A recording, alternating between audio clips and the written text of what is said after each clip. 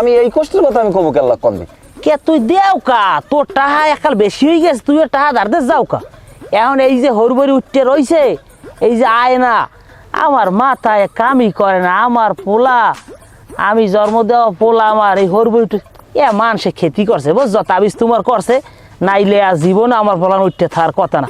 আচ্ছা তুই একটা মনু কাম কর, তুই তো আমার বাইর হো, তোর লাগে রাগ ওই লড়াই যাই করি ওদিকে রাজ দেখি করি, তুই একটু আর হরবরি যাইয়া এরপরে একটু খোঁজ খবর নিয়ে দেখবি যে আসলে ওখানে কি হয়েছে, ওখানে যে খুঁড়োটা মারছে আসলে কারণটা কি।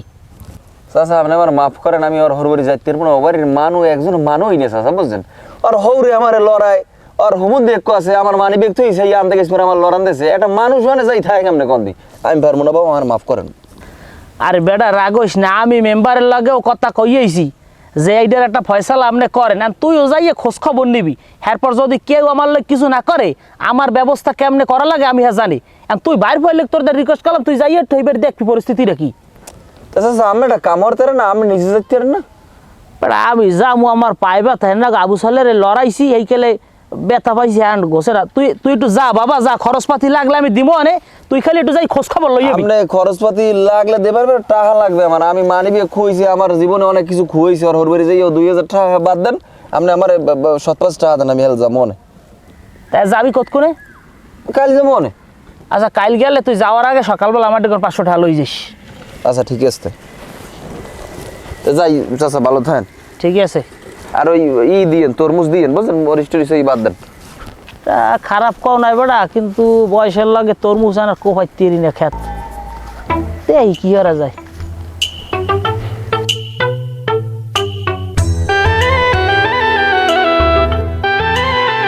আসসালামু আলাইকুম মেম্বার সাহেব। ওয়ালাইকুম আসসালাম।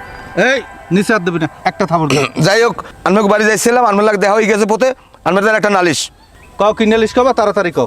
শোনেন, আমার বেয়াই আমার জামাইরে লড়াইতে সেইবার আমার বাড়ি এনে উঠাইছে, আমার জামাইরে এমন পিটাইছে, আমার জামাইয়ের কোরআন থুই দে নাই কিছু, জামাই জন্ম দিতে আমার কষ্ট হয়েছে না কন, সেই জামাইরে পিটাইয়া ব্যথা বানাই লেছে, 1.5 মাস হাসপাতালে রাখছি আমি, আমার অন্তত 30-40 হাজার টাকা খরচ হয়েছে।